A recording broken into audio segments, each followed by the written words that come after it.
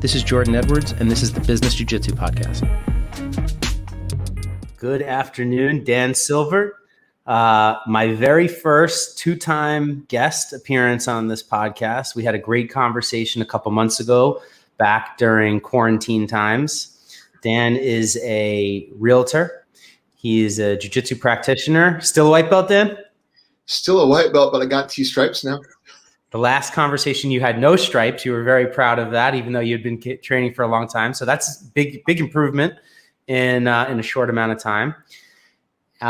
You played college lacrosse. You ref lacrosse. You're a golfer. We had a lot in common with the real estate and lacrosse and golf, and we've kept in touch over Instagram and text. And you've had a lot going on personally and professionally over the past couple months, coming out of the wake of this COVID. And I thought it would be really great to do a checkup. I loved our first conversation. I got so much out of it around the beginner mindset and just, how jiu-jitsu can impact a person's life. And so, loved hearing your perspective, and it's an honor to have you back on. Well, thank you for having me back. 2020 was a hell of a year for me. I think, I believe you talked about this with Nick. I forget his last name, the Greek guy. Kumulatos, yeah. Kumulatos, heck of a name. And 2020, it was really, I think it created a lot of dichotomies for people. A lot of people went off the rails. A lot of people, including him, you, myself, had some tough moments. And, if I'm going to be intellectually honest, I had to, and I'm not, there's no, the destination is the journey, right? And 2020 was a good time for me. I think we spoke in November. I got lucky. I finished strong. I made the choice to train in summer, fall with a cohort of people that are a couple of really tough blue belts, purple belt, brown belt, and it really upped my skin in the game. It made me train jiu-jitsu with greater intentionality, and it was a game changer for my business, my interpersonal engagements, and just really everything, That's great. Remind me what school you train at again and who your head instructor is? I train at La Miranda Jiu-Jitsu in Lafayette, California. My head instructors are Adam Dunkel and Stephanie Moon. She is, I believe, and I could be getting this wrong, a Cesar Gracie black belt. He is a Health Gracie black belt. Cool. That's great.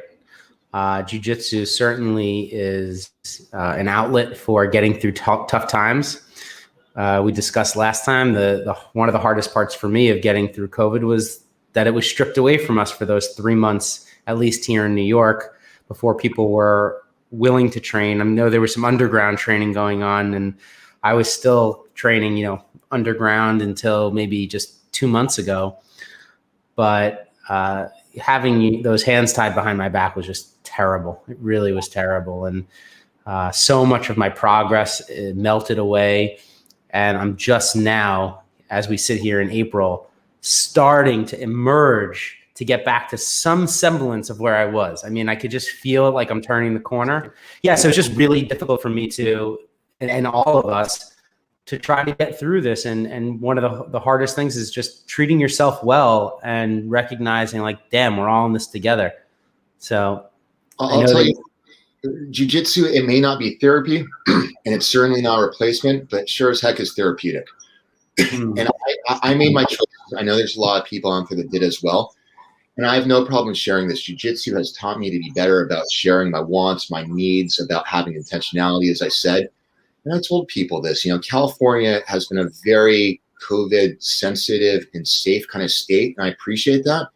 But, I told my friends, I did some small pod group training during the summer as well. I needed to protect my physical and mental health. 2020 was really a make or break year for me. This is going to be pretty divulgent. I'm about 4 or 5 years deep into real estate. I'm dealing in 2020. I don't know if we talk about this. I used to play poker for a living. And at some point, poker became a compulsivity. And I recognized I have some behaviors that were towing the line from things I enjoyed doing to compulsivities, borderline addictions, and the way I engaged with them. I was moving away from a premise of delayed gratification, and going to jiu-jitsu 4 or 5 times a week, late summer, early fall, was the difference between, I was never suicidal. I was never but I was in a bad headspace, and I needed to protect my physical and my mental health. So admittedly, that was the one non-COVID compliant or friendly choice that I chose to make. I needed it. personally, like for me, like even in terms of my jiu-jitsu, one of the things my sensei says all the time is your personality comes out in your jiu-jitsu.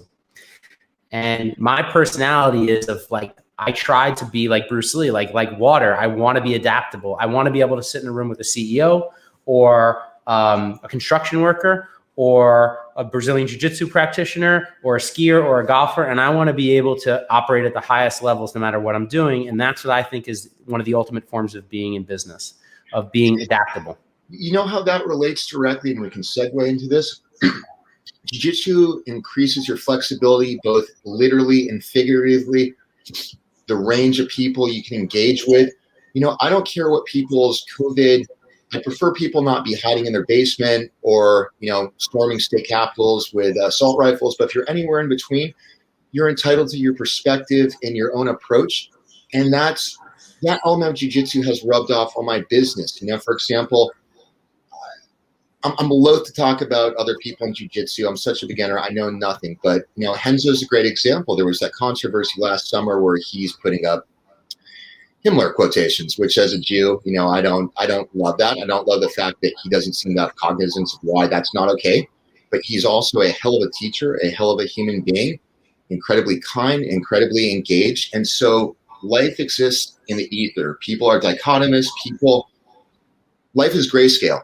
And to succeed at business, you have to understand that and embrace that. I mean, holy heck, jiu-jitsu has been fantastic at moving me along that path. Yeah, absolutely. Yep, fellow Hebrew here. And it's been great, you know, combining some of my Jewish New Yorker-ness with my jiu-jitsu and meeting other people like me.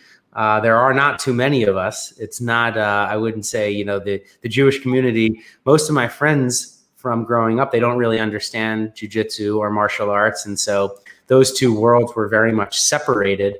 New York is kind of homogenous to some degree, and people go into their cliques. But the thing that I love most about jiu-jitsu is it's everyone, every race, every religion, every socioeconomic background.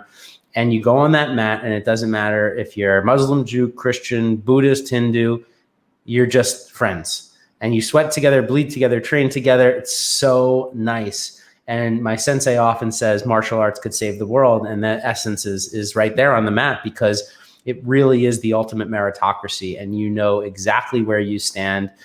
There is no ego, or you will not get better up until a certain point, of course.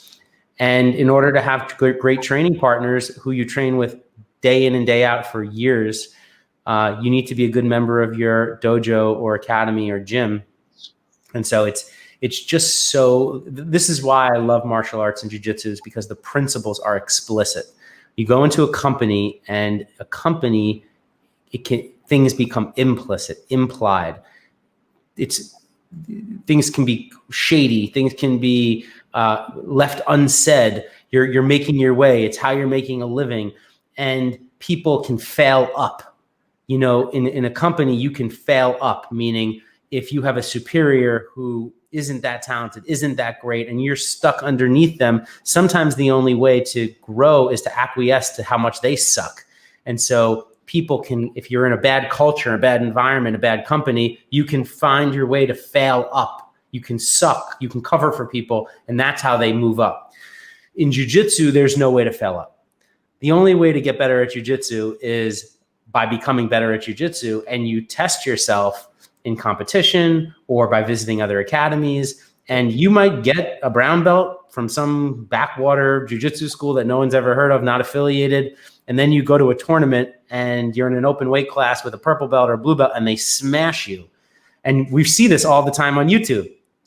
So I love jiu-jitsu for that reason. And that is something I'm trying to tap into with this project, which is how to tell these lessons, how to tell these stories through the lens of your experience, through the lens of the other guests' experiences. And yeah, just grateful to have you back on, Dan. And I know you had some rough patches this year and some things that you've learned. Tell me about some of that.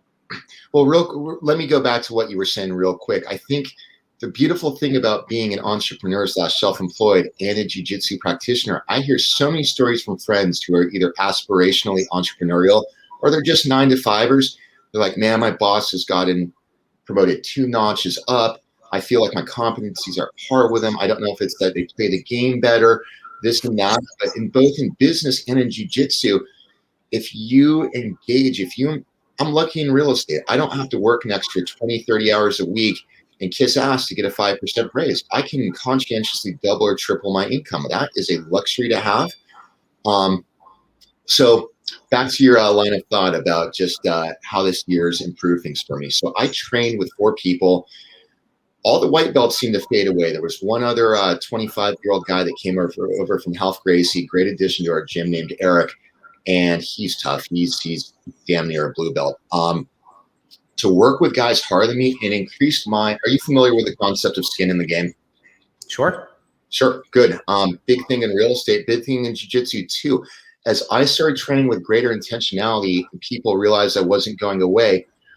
I had a roll with a purple belt. And he's like, man, you're doing, you're much tougher than you used to be. You're really this and that. And I wanted to be dismissive of it because it felt like he was giving it 12% to beat me instead of 8%, which is the case. And I was dismissive. And somebody came up to me and they said, man, when a higher belt compliments you, don't blow it off, man. What the hell are you doing? And I thought about that. Mm-hmm. And I love the lack of disingenuity in a jiu-jitsu gym. People tell the truth. People are intellectually honest with you. You don't have to wade through all the bullshit and disingenuity that you have to in the real world.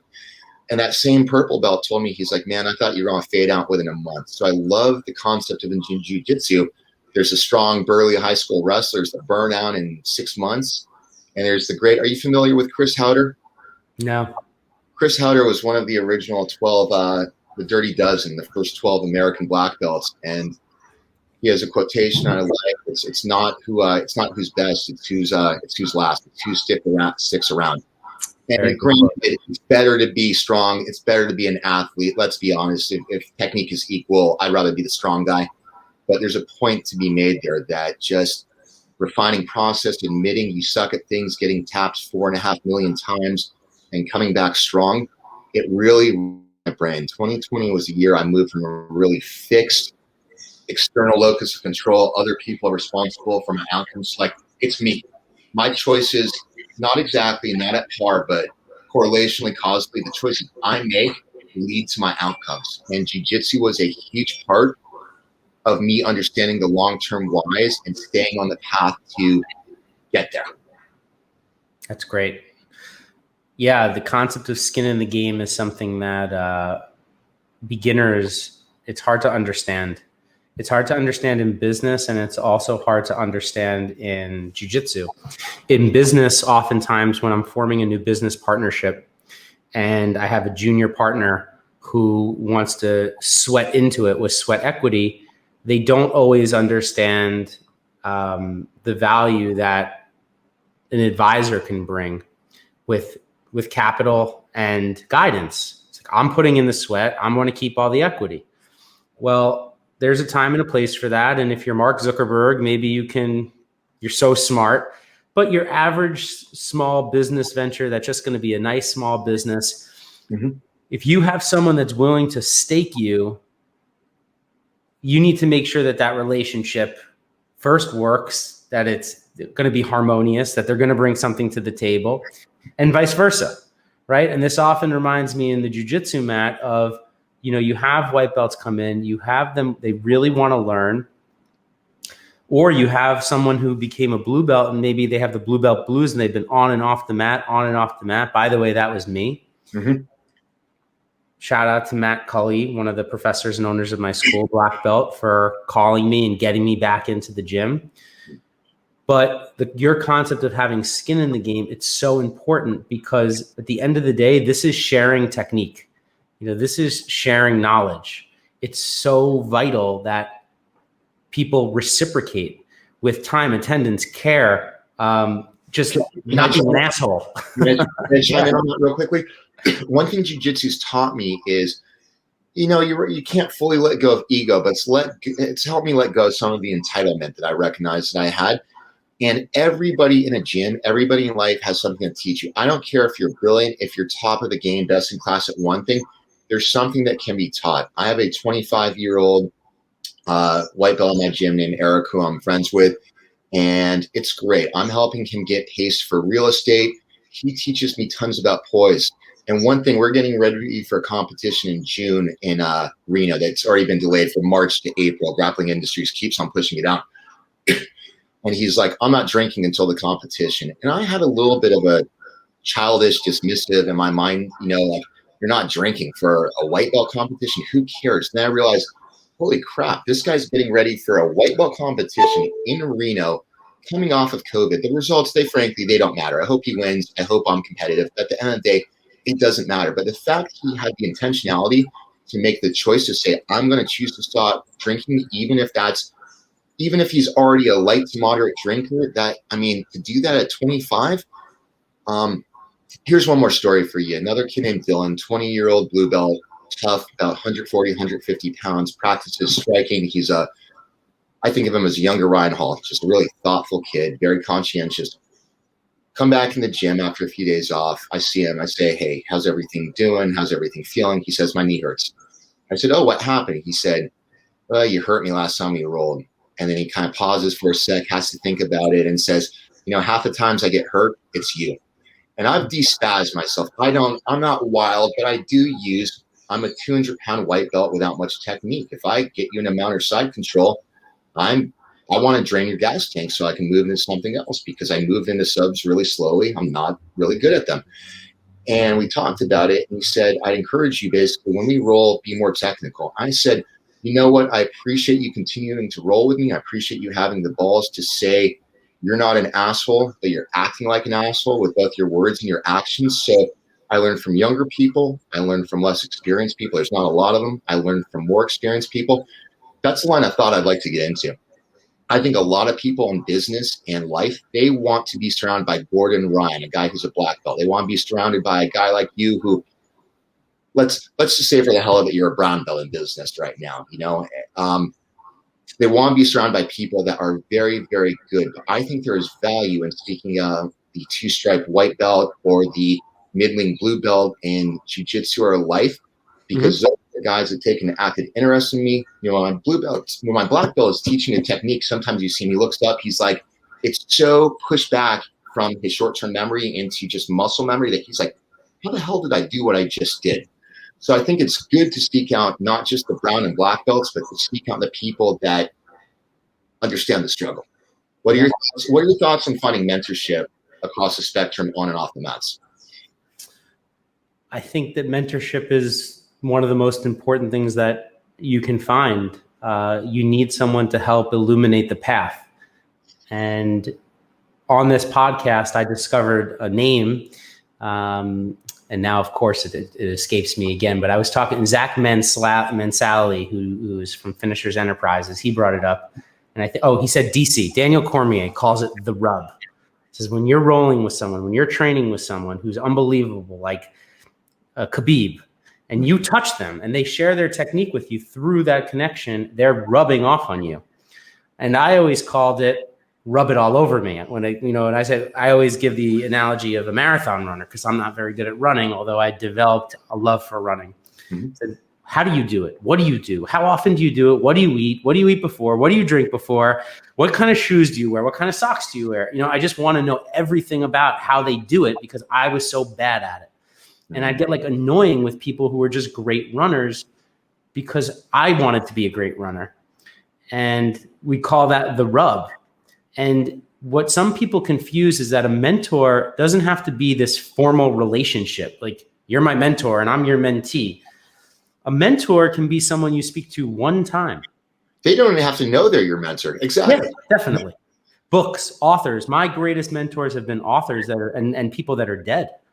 Lincoln, Grant, Patton. These guys, when I read their writing, Churchill. I mean, this is some of my greatest mentors in learning.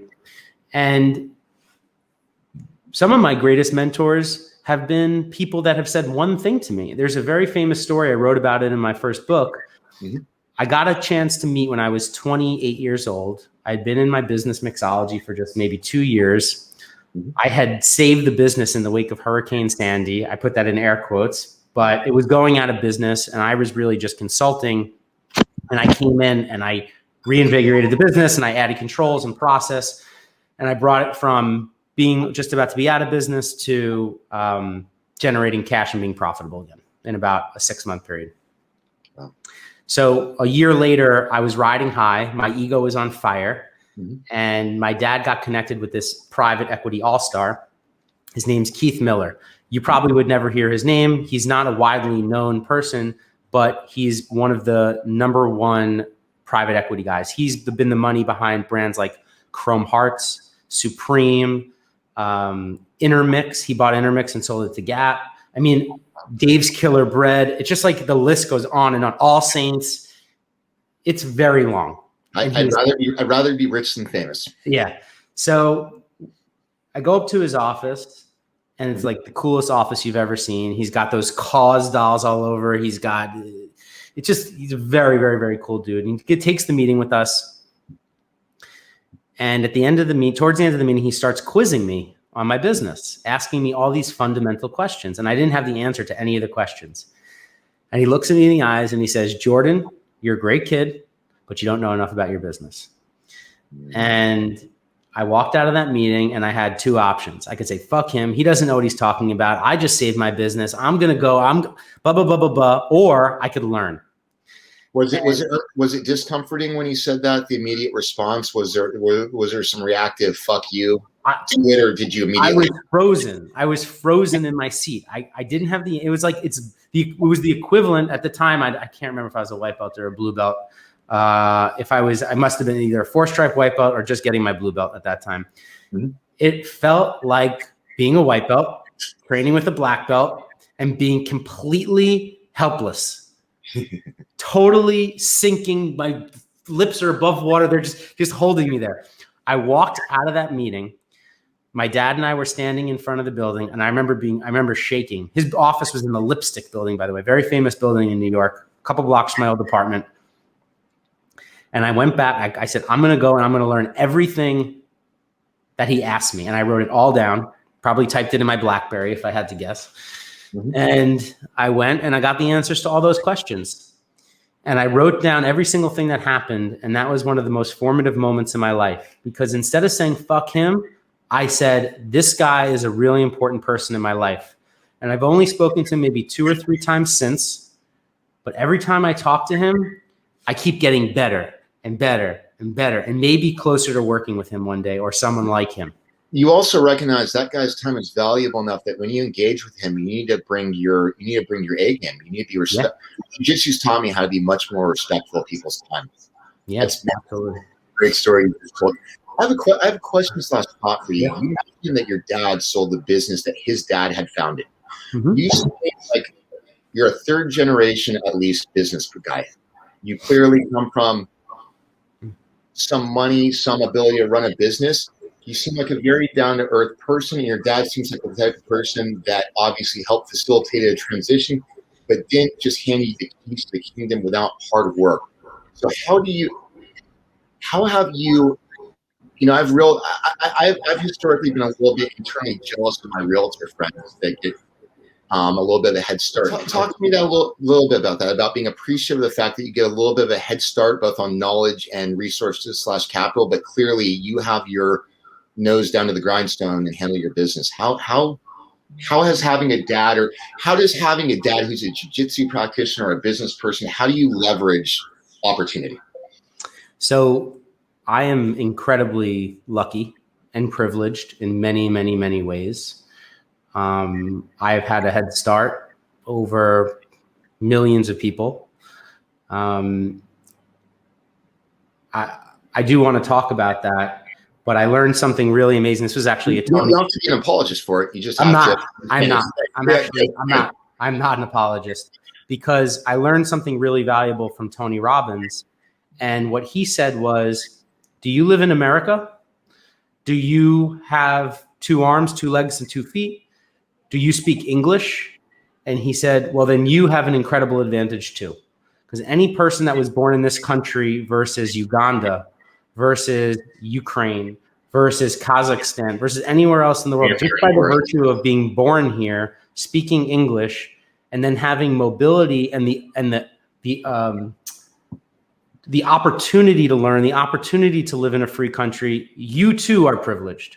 So while I am extra privileged, every single person in this country is starting with some measure of privilege. And I don't want anybody in the United States to take that for granted. It's one of the things. I get that people start further back in the race. A million things can put you further back in the race. But if you were born on this side of the border versus on the Mexican or the Guatemalan or the Honduran side of the border, you also have a slight head start over someone else. So I'm not a privilege apologist. I'm just a privilege realist. And everybody has a different level of privilege. Well said. The privilege that I had was that my father and my grandfather talked to me about money and business from the time that I was born. And since I've been able to work since I was a teenager, I was not permitted not to have a job. I always had a job. Awesome. I was a caddy. That's where I made the most money. I was a bar mitzvah MC, which means master of ceremonies. I flipped omelets for a caterer. I was a bartender. I moved furniture. I just always had a job. I was a realtor. I got my real estate license when I was 18. I worked all through college just trying to rent apartments and do a deal here or there. I only did a few deals. But so my point is that the privilege that I had was that my father pushed me harder than anybody listening to this. Boss, you've never had a boss push you harder than my father pushes me on a daily basis. Because there had to have been moments of resentment. Was there any sustained resentment where you're just like, I'm out of this. I'm not going to be entrepreneurial. I'm not going to be a business person. Enough of your nonsense. You're pushing it too hard. We got into those battles all the time. And I wrote about this in my first book. But there was a moment in November of 2014. I was on a family vacation. And I was reading the book Money by Tony Robbins, where I said, I'm being an asshole. It's like what you said before. I'm the asshole. It wasn't him. Yeah. I said, I'm the asshole. I'm being the asshole. I have the ego. I'm the one that has to change. And so that was a very big moment for me. But just to answer your question very directly about privilege and family, my grandfather was the child of immigrants who came to this country with less than nothing, Jewish immigrants. His grandfather had a laundromat. Before he had the laundromat, he was doing laundry. They lived in a two-bedroom house, two-family house. They used to rent out their own house and live in the basement with the boiler. My grandfather used to sell ice cream on the beach all summer. Came back from the military. He was a traveling salesman. He lived in a tenement building on the Upper West Side of New York. For those of you who don't know what a tenement building is, there was one bathroom and every single apartment on the floor was basically a closet room. And him and my grandmother lived in an efficiency closet and shared with all those other couples a bathroom. And he said, I can't keep traveling around selling things. So he said he conceptualized an idea where he would pick up domestic help in Queens and drive the housekeepers to people's homes. Suburbs were just beginning. Suburbs were founded here on Long Island. And all of these Susie homemakers, and this was the generation that was the great generation was about to give to the baby boomers. And all these Susie homemakers needed help in the house. And so my grandfather used to pick them up in the morning, drop them off in the afternoon, pick them up in the afternoon and bring them home, the housekeepers. And that's the business was born. He operated that business from 1955 until 1980. My father graduated from Stony Brook University in 1980. He joined the next day, my grandfather. They had one office. It was 10 feet wide by 40 feet deep. They had 3 administrative employees and maybe 50 or 60 housekeepers, maybe a little bit more. Over my dad's 25-year career, he grew that small family business to become one of the largest home healthcare companies on the East Coast. They had 25 offices in 10 states and 7,000 employees. And so that was his journey. And then in 2003, he started his real estate company. And then in 2005, as you mentioned, he sold his family healthcare business, his family business. So it really was a very different business than the one he joined. And my business is very different than the one that my father started. it's funny. My parents are smart. My parents are Stanford educated. My dad's a doc. My mom's a lawyer. But when real estate was a struggle, my mom said, why don't you just become a bank teller? And there's nothing wrong with being a bank teller. It's a noble job. But I didn't go back to finish up, get a couple of degrees, and bust my ass, burn through my savings and put all that effort into it to make $15 an hour. And so to become an entrepreneur is really making a conscientious choice to rewire my brain and to make different decisions. And that's why mentorship is so important for me. My mom is the most important person in my life. She's wonderful. She's, if not my best friend, at least she's an amazing person. But in terms of, and she's not rich, but she's well off and affluent for making good choices. And, but the entrepreneurial bent I had to learn elsewhere. And that's been a struggle for me. I've had two things that jiu-jitsu's helped with. Being comfortable sitting in discomfort and learning how to fail and refine process and just embrace it. Like game, I don't want to be too nerdy around say gamify it, but turn into a game. It's like you fucked up, you failed, cool. That's not the path. You know, if you choose your own adventure, you want this path, some dude armbar you. And that's the beautiful thing about jiu-jitsu. Like people are giving it 20% and they have 80 different pathways to end my life. And I recognize I have to be conscientious about how I engage, about how it's not like if I work hard for 6 weeks, I'm going to be crushing black belts. I gotta work hard for 3 years, and then maybe I can hang with blue belts or. It's been so good for my mindset and my thinking to get into that entrepreneurial process. Yeah, well, that's my whole motivation for this project. Is I love helping people. I love teaching, and so many guys and gals come to me from my jiu-jitsu gym and other places, and they want to know, you know, how'd you start your business? What's it like? How do you run it? I tried once, I failed. You know, I have this idea. I want to start a t-shirt company. I want to start a fashion brand. I want to get into real estate. Oh, I know you're. So they come to me over and over again with these questions. And like you said, a lot of the time their parents were civil servants. Their parents worked in a career for 30 years with one company. They were. I'm a joke here, and I say this with love and respect. Their parents were the people that your grandfather was driving around, dropping off for the house cleaning. It's hard, you know. That's one thing I like, and one thing we talked about earlier that's important is finding mentorship. And I'm often like, why would this person want to mentor me? But I've learned in real estate that most people are self-made, and even the ones that aren't, if you ask good questions, they give a shit about you. They take an active interest in you. And I didn't get that at first, but now that I have more to teach and more to add, and I mentor some people, I realize like I like hanging out with those kids, especially as you get busier and you're an adult. You have 2 kids. You're not spending every weekend watching UFC fights and going to Yankees games or whoever your team is. You get to live. It's a quid pro quo. You get to live vicariously through the 20, and I know you're early mid 30s, but you get to live through the people. Everybody's at a different stage in life, and you have respect for. You learn from anybody and everybody, and that has been such a. I've dropped my hubris thanks to jiu-jitsu, and you know you mentioned ego needs to go away, but you have to have some ego. You have to have some. And it oscillates. It's like I just want to learn, and then there's a moment like I'm tired of getting my ass kicked. I need to come in more, and I need to go harder. You know, physics are so weird, and you have to grow into it in business, jiu-jitsu, life, relationships, everything. Yeah, you know, that's something that people like to argue with me about because I do post a lot about the ego, and I do these short clips like from Ego is the Enemy, and I'll say things like, you know, you have to fight the ego or to get rid of the ego. No one can ever get rid of their ego. It's impossible. It's like the only way you can get rid of it is if you die. Everyone has an ego. The thing to master the ego is to understand it. It's to understand when you're being the asshole. It's to understand yourself and to have some level of emotional intelligence to understand how other people are reacting to you.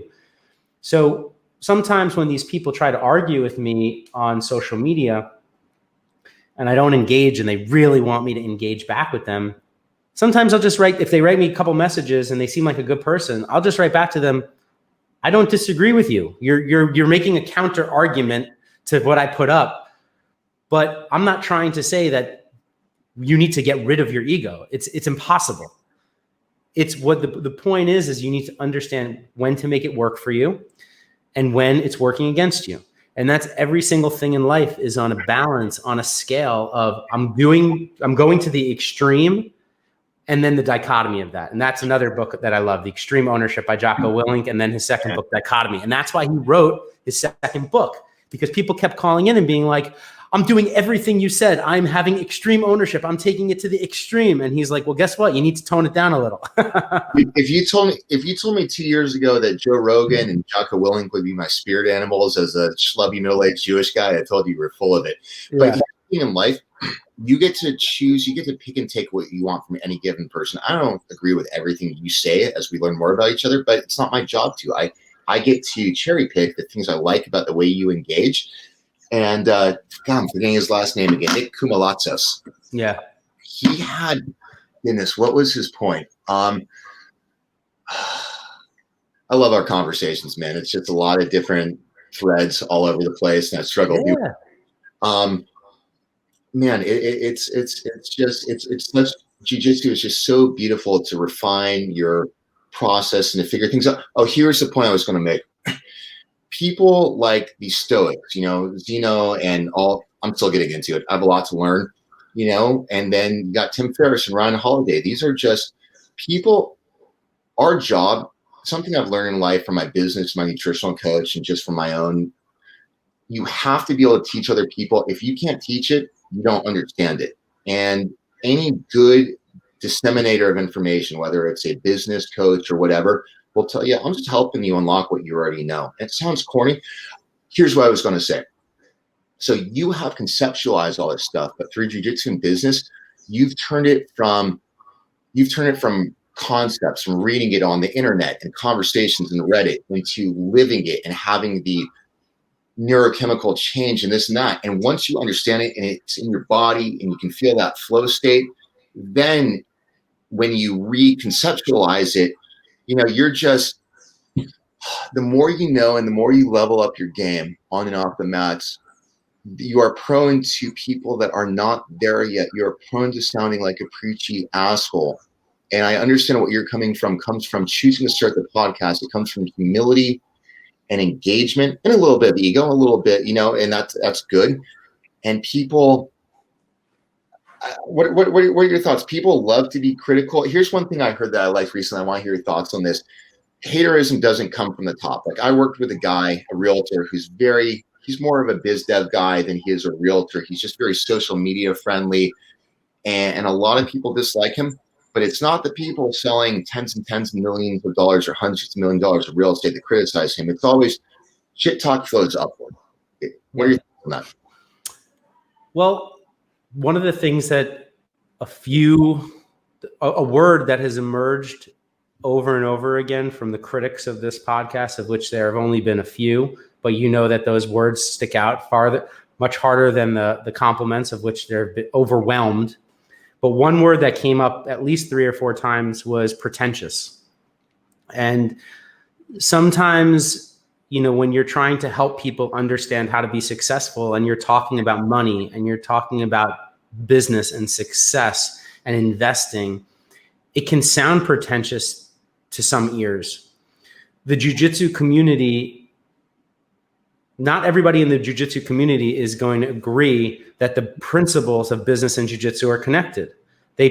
Some of them think that business is bad, money is evil, and jiu-jitsu is pure and martial arts is pure.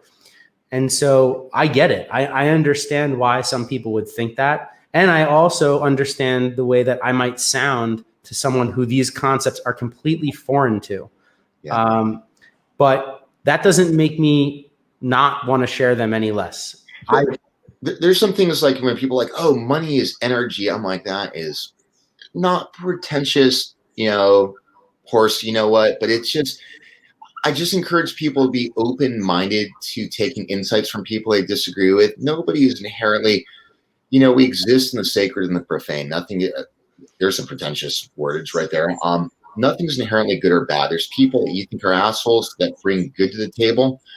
it's like the Trumpian thing. Then this was a big revision for me, being a Berkeley, Oakland, Piedmont, Bay Area liberal, to understand that people aren't inherently good or bad. To have conversations with people that support Trump, even though I'm in a Berkeley, Oakland, very liberal bubble. Jiu-jitsu has been amazing for helping me step outside of okay, I disagree with this guy. I may even think he's full of shit. Let's have a conversation. And I may end up thinking this guy is full of it, but I may be like, this guy's full of it, but he's only 80% full of it. What's the 20% we agree on? What's the common ground? And if you can't have those conversations, I don't think you're going to succeed as a business person. And I don't think you're going to succeed to the extent that you're capable of as a human being, frankly. And there's some pretentious bullshit that you'll get some bad feedback on, but Yeah, no. And it honestly doesn't bother me, but it would have in the past. It would have stopped me from starting this project. And I'm so happy that I did start this project because it's something I'm so passionate about. I get to meet people like you. I get to have great conversations about the thing that I love. And jiu-jitsu was my alter ego for a long time. 11 years or so of doing jiu-jitsu. I had my jiu-jitsu life, what I did at night, and then I had the rest of my life, my business, my friendship, my family. You didn't reconcile the two. They were polar opposites, and you disappeared to jiu-jitsu. I'm glad. My family and my friends, they didn't and still maybe don't fully understand jiu-jitsu. They don't understand what I do. Some people know I've been doing it for 12 years, and they still say, "Are you doing that karate thing?" They think it's gross. They think they just don't understand it. And I get it. By the way, I say that to my wife all the time. I watch jiu-jitsu almost every night. And I sometimes look at my wife and I was like, if you didn't know anything about jiu-jitsu and you saw what they're doing, you would think it is ridiculous, when they're rolling around. And sometimes I say to her, can you believe that's fighting? Like that is a form of fighting right there. A real dangerous kind of fighting. Yeah. I know we're running out of time here, so I'll make this quick. One thing jiu-jitsu has been good at is it helps me make space. Like I was doing jiu-jitsu during the summer 4 or 5 times a week. I'm growing in with this guy I'm working with I'm having to earn it, but he's handing me the keys to the castle. I'm learning so much. We talked about mentorship. I give him a large cut, but he's earned it. He's helping me. I'm on the trajectory I want to be on finally at 41 years old. It's taken a lot of time, a lot of conscientious thought. But I do jiu-jitsu at night. And once upon a time, I missed a Zillow call. And he mentioned, like, you're a realtor. You have to be ready from 9 a.m. to 8 p.m. And I had to push back on him. And I'm not quite there yet. He's right. For now, I need to make up for years of underachievement. I need to bust ass, but I need jiu-jitsu. But part of it is understanding balance. So now I train Tuesdays and Thursdays at 6 a.m.